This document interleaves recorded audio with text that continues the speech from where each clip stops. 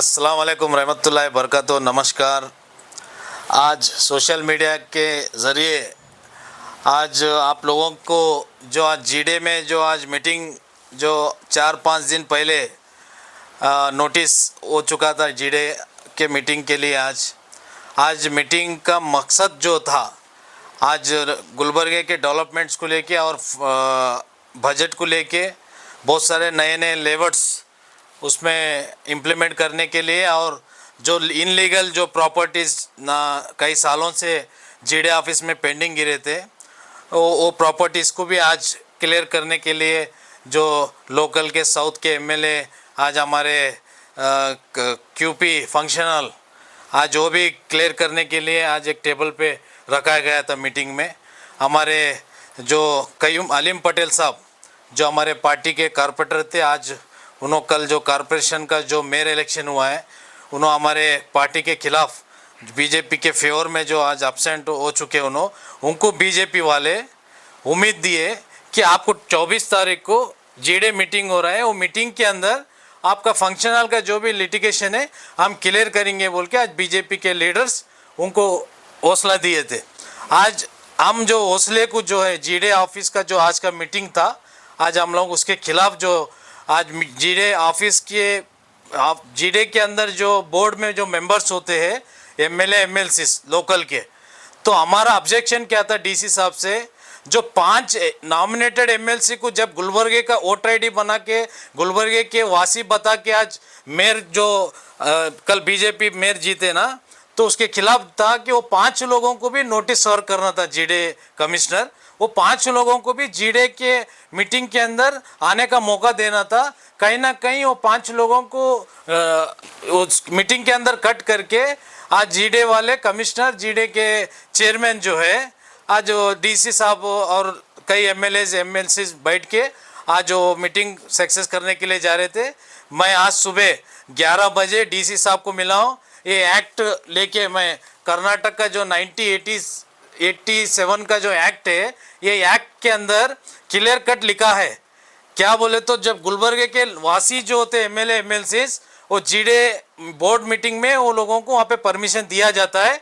तो मैं राइटिंग में आरसी साहब को डीसी साहब को नोटिस एक रिक्वेस्ट लेटर दिया हूँ कि ये जो 5 एमएलसी जो कल जो मेयर इलेक्शन का जो हुकूमत पकड़े, ये लोगों को क्यों ये मीटिंग में नहीं बुलाया गया है बोल के मैं डीसी साहब को इमीडिएट जाके मिल के ये जो एक्ट है एक्ट बताते ही डीसी साहब को मैं दिल से शुक्रिया अदा भी करता हूँ। उन्होंने कानून के खिलाफ गए ने आज कानून के चौकट के अंदर आज जो एक्ट बताते बराबर उन्होंने जीडे ऑफिसर को कमिश्नर को कॉल करके इमीडिएट मीटिंग जो है पोस्टपोन किए हैं। आज मैं पूरे गुलबर्गे के आवाम को मैं बताना चाहता हूँ, यहाँ पे बीजेपी गुलबर्गे के अंदर इस तरह लोगों को हाथ बता के कई इनलीगल प्रॉपर्टीज को क्लियर करने का भरोसा देके कई हमारे जो प्रेजेंट जो कॉर्पोरेटर जो उन्होंने आज बीजेपी के फेवर में जाके आज उन्होंने एब्सेंट हो गए, उनको आज उम्मीद दिए थे बीजेपी वाले काम करने के लिए। आज जनता दल के तरफ से मैं दक्षिण मत क्षेत्र का एमएलए एस्पिरेंट कैंडिडेट मैं वहाँ पे आवाज़ उठाया हूँ। आज हमारे कॉर्पोरेटर के खिलाफ भी मैं आवाज़ उठाऊंगा। जब ये पार्टी आपको टिकट देके जब आपको वहाँ पे जिता है, 25 साल आपको कांग्रेस में रहने के बाद में भी कांग्रेस पार्टी आपको टिकट कट किए थे। उस टाइम पे हमारे नासिर उस्ताद साहब आपको घर बुला के आपसे धोखा हुआ बोल के टिकट दे के आपको हीरापुर से 42 वार्ड से आपको जिता के जो भेजे, वो आज तुम जो पार्टी को धोखा दिए ना, आज गुलबर्गे के आवाम को हम बताना चाहते हैं ये जो जीडे के अंदर जो इनके खिलाफ जो डॉक्यूमेंट्स क्लियर करने का जो चल रहा था, उसके खिलाफ हम कानून भी आगे आने वाले दिनों में कानून के चौकट भी जाएंगे। आज खत्म हो चुका है, मीटिंग कैंसिल हो गया। जो इनके उम्मीद जो बीजेपी वाले इनको दिए थे, आज उम्मीद खत्म हो चुका है क्यूपी फंक्शनल का। आने वाले दिनों में इसके खिलाफ हम लड़ते ही रहेंगे। जब मैं कॉरपोरेशन में कल जो कांग्रेस का मेयर और डिप्टी मेयर, मेरे वालदा खुद डिप्टी मेयर कैंडिडेट थे विजय लक्ष्मी जी, आज एक कोर्ट से हमारा वहाँ पे आज मेयर नहीं बन सका, तो उसके जिम्मेदार अलीम पटेल साहब मेरे को खुद फोन करके बोले माता जी को डिप्टी मेयर कैंडिडेट आप नॉमिनेशन करो, मैं आ रहा हूँ, आप साथ देंगे बोल के आज अलीम पटेल उसके जिम्मेदार है। आज मेरी माँ अगर हारने का कारण जो है अलीम पटेल क्यूपी फैमिली उसका जिम्मेदार है बोल के मैं आज बोलना चाहता हूँ। शहरियान गुलबर्गा के लिए एक अफसोसनाक खबर है और तमाम, एक कांग्रेस पार्टी की एक हरकत, बीजेपी की बहुत बड़ी हरकत, उसके बाद में एक छोटी सी अलीम पटेल की एक हरकत को मैं वाजे करना चाहता हूँ शहर गुलबर्गा के लिए। बहुत से लोग सोशल मीडिया पे जेडीएस को अपनी तरफ से इल्ज़ाम आयद कर रहे थे। आपको ये आज साफ साफ कह देता हूँ कि हमारे वार्ड नंबर 15-16 के कारपोरेटर कृष्णा रेड्डी साहब आज जाकर डीसी के पास में जो जीडीए की मीटिंग थी, जिसमें 5 एमएलसी जो बाहर रहते थे, जिन्हें नॉमिनेट करके हाई कोर्ट में पिछले 1.5 साल से कारपोरेशन में कभी बॉडी बनने नहीं दिया, हाई कोर्ट को जाकर इन पे केस कर स्टे लाकर, इन तमाम परेशानियों के बाद में बीजेपी और कांग्रेस मिलकर हाई कोर्ट में इनके ऊपर स्टे लाने की कोशिश करे और इन पे केस करे। जब क्लियर हो गया तो 5 एमएलसी को गुलबर्गा उनके लोकल एड्रेस बनाए, उनके आईडी कार्ड्स बनाए, बनाकर ये लोग उन इलेक्शन में, कॉरपोरेशन इलेक्शन में उन्हें लाया। सबसे बड़ी गलती वो करे थे, कोई बात नहीं। अगर एआईसीसी के प्रेसिडेंट मल्लिकार्जुन खड़गे, उनका ये लोकल है, वो अगर आके वोट देते तो 33 होते। मैं जानता हूँ अलीम पटेल नहीं आए, कोई बात नहीं। क्यों? एक कारपोरेटर के नहीं आने से एआईसीसी के प्रेसिडेंट वो आने वाले इलेक्शन थे। अगर किसी पे इल्ज़ाम आयद करना है तो किसी पे नहीं हो सकता है सिवाय कांग्रेस के, क्योंकि खमरुसलाम के बाद में अगर खमरुसलाम साहब जिंदा होते, कांग्रेस में तो अब कोई जिंदा नहीं है, इस शहर में कोई लीडर नहीं है। इस वजह से वो एक 4 दिन पहले इंतज़ाम करते, 1 से 2 वोट बढ़ जाते, तमाम सूरत हाल को अपने काबू में रखते तो इंशाल्लाह हो जाता। तो उनके पास जो लीडर्स हैं, वो लीडरान भी 2 घंटे पहले गुलबर्गा तशरीफ लाए कांग्रेस के। हाँ, नासिर हुसैन उस्ताद साहब यहाँ थे, उनके 5 कारपोरेटर में से 1-2 इंडिपेंडेंट था, उसको भी कांग्रेस ने, उसके भी हक में फैसला आया था, उसके भी खिलाफ कांग्रेस ने स्टे लिया और कहा कि वो 2nd नंबर को डिक्लेयर नहीं करना। ये सब कांग्रेस का किया धरा है। आम मेरे मासूम शहर गुलबर्गा की अवाम को जो है ना, ये लोग गुमराह कर रहे, क्योंकि ये किसी काम के नहीं है, नाअहल लोग है।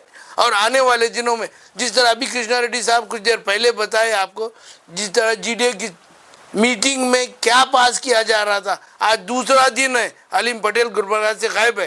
कौन किया? क्या उसका किडनैप हुआ, या उसके घर वाले छुपा दिए, या उसे ज़मीन खा गई, आसमान निकल गया, हो क्या गया है ये किसी को नहीं पता। वो सब लोग परेशान हैं। इसका मतलब ये है कि बीजेपी जो हरकत करती थी वो कर गई है। अब वो हर आदमी की लालच है। मैं अलीम पटेल साहब से भी कहूँगा कि अलीम पटेल साहब, आप जिस नीयत से बीजेपी का साथ देने के लिए भी अगर गए हैं तो बहुत बड़ी गलती कर रहे हैं। आज की आपकी मीटिंग कैंसिल हो गई, कल 1 दिन बचा है। तमाम एमएलए आकर कल की मीटिंग में आपको, कल मीटिंग अटेंड कर अगर आपका क्यूपी फंक्शन हॉल वो लोग लीगल करते हैं तो फिर आपके नसीब है। मैं तो उम्मीद करता हूं कि कभी ऐसा हो नहीं सकता। मंडे तक अगर कोड ऑफ कंडक्ट लग गया तो उसके बाद क्या भरोसा है बीजेपी की सरकार आएगी और आपका हॉस्पिटल, वो आपका शादी खाना, आपका फंक्शन हॉल लीगल हो जाएगा? नहीं। आप सबसे पहले सोचते, एक काबिल आदमी है आप, आपको कांग्रेस ने ठुकराया था, नासिर हुसैन उस्ताद ने अपनाया था आपको, तमाम लोगों को छोड़कर। आखिरी दिन पे मैं आपके घर गया था, मैं नासिर हुसैन उस्ताद। मैं ये बात अवाम के साथ साथ अलीम पटेल को भी बोलना चाह रहा हूँ कि याद रखना, एक बार भरोसा टूट जाता है तो फिर कभी यकीन नहीं होता। 2013 में या कुछ, या उससे 2007 या 13 में एसके ग्रुप ने ये हरकत की थी, पलट के आप पहली बार, हाँ, कभी भी बीजेपी का मेयर बनने की कोशिश नहीं कर सके थे वो लोग, क्योंकि उनके पास नंबर रहने के बावजूद भी नहीं बना सकते थे। अब नंबर नहीं रह के वो लोग बना लिए हैं। और सबसे बड़ी मुबारकबाद देने के हकदार है हमारे कृष्णा रेड्डी साहब, जिन्होंने एक्ट पढ़कर जाकर डीसी को बताया, डीसी खुद एक्ट मंगवाकर पढ़कर आज की मीटिंग कैंसिल किया। वरना इस कौम के साथ गद्दारी होती, एक काबिल शख्स, मैं डीसी से ज़्यादा मुबारकबाद के हकदार है कृष्णा रेड्डी साहब, क्योंकि इन्होंने बहुत बड़ा काम किया है। मैं उन तमाम कारपोरेटर से कहना चाहूँगा, देखो भाइयों, आपने ये वादा किया था कि मैं कौम की खिदमत करूँगा, नालियाँ साफ करूँगा, रोड बनाऊँगा, लाइट लगाऊँगा बोल के, शादी खाने उनके लीगल कर लूँगा बोल के आपने कसम नहीं खाई थी। लोगों को आपने ये बोल के वोट नहीं मांगा था कि मेरी ज़ाती प्रॉपर्टी को मैं लीगल करूँगा। ये गलत बात है। और याद रखना, इसी शहर में आपको और हमको सबको यहीं रहना है। एक मेयर से कुछ नहीं होगा। हाँ, देखने तक दिन निकल जाएंगे, लेकिन सबसे बड़ी मुश्किल है आज शहर को, यहाँ लीडर नहीं है। यहाँ पे कांग्रेस का हो या कोई, सिवाय नासिर हुसैन उस्ताद के अलावा कोई लीडर नहीं। सब लोग मफाद परस्त लोग हो गए हैं। और जो लोग बार बार सोशल मीडिया में बोल रहे थे जेडीएस बीजेपी एक है, उनके गिरेबान में झांक के देखो, सबसे पहले उनके कांग्रेस के एमएलए भाग गए थे। अब उन पे क्या उम्मीद करना? कांग्रेस के कहाँ है तुम्हारा एआईसीसी का प्रेसिडेंट? अगर वो भी आता तो टास होता हो सकता है। आज कांग्रेस जेडीएस मिला के मेयर बन सकती थी। अफसोस की मुकाम है कांग्रेसियों पे। मेरे को सबसे बड़ा अफसोस है कि एक आज हकीकत में आज मुझे ये महसूस हो रहा है कि नासिर हुसैन उस्ताद आज एमएलए होना चाहिए था, एक लीडर होता, एक ऐसा लीडर जिसमें जज्बा, जुनून और ताकत तीनों थी। ऐसा लीडर की ज़रूरत है। इंशाल्लाह आने वाले दिनों में हम ऐसे ही लीडर को जिता के लाएं। और मैं तमाम लोगों से कहूँगा कि आप गलत मशवरा ना दें कि बीजेपी जेडीएस, आपने कहा कि कांग्रेस बीजेपी बोल के, क्योंकि मुझे ऐसे नज़र आ रहा है। फिर आपकी अपनी सोच है। अस्सलाम वालेकुम रहमतुल्लाहि व बरकातहू। कल बहुत ही अहम इलेक्शन गुलबर्गा शहर की तारीख़ में मंजर आम पर आया। 13 साल बाद बीजेपी की फिर से कमल खिला। ऐसे बातें सभी जानते हैं कि किसने कही हैं और क्या हाल है। नासिर हुसैन उस्ताद साहब टीपू सुल्तान रहमतुल्लाह अलैह के शहदाई हैं और अफसोस की बात यह है कि उनके पास एक मीर सादिक निकला जिसने उन्हें धोखा दिया और जो वादा उन्होंने किया था कि एक सेकुलर हुकूमत आएगी गुलबर्गा की कॉरपोरेशन में, वो वादा पूरा ना हो सका। मगर हमारे मीर सादिक का हमारे पास निकलना और दूसरी जगह पर कांग्रेस पार्टी की जानिब से कांग्रेस पार्टी के सदर का ना आना, ये बड़ी ही हैरत अंगेज़ बात है। और ऐसा लगता है जैसे कांग्रेस और बीजेपी की साजिश रही है ताकि नासिर हुसैन उस्ताद साहब के हामियों को इख्तिदार हासिल ना हो सके, कॉरपोरेशन के अंदर इख्तिदार हासिल ना हो सके। इसके लिए वो लोगों ने, दोनों ने मिलकर साजिश की है। मल्लिकार्जुन खड़गे साहब ना आना और उनके साथ में एक और बात बहुत सारे लोग भूल रहे हैं कि महज 2 दिन पहले बाबूराव चिंचनसूर बीजेपी को छोड़कर कांग्रेस में शामिल हो गए और 20 तारीख को उन्होंने बीजेपी से रिज़ाइन दिया था, जबकि पूरा कर्नाटक जानता था कि 23 तारीख को इलेक्शंस होने हैं।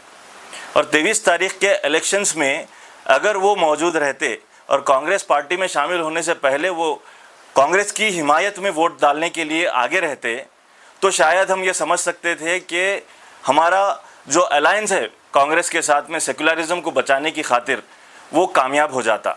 34 वोट कांग्रेस के और जेडीएस के रहते और 33 वोट बीजेपी को हासिल होते। ये दोनों सूरत हाल हमारे सामने हैं और इसी की वजह से आज हम लोगों को बीजेपी का मेयर दिखाई दे रहा है।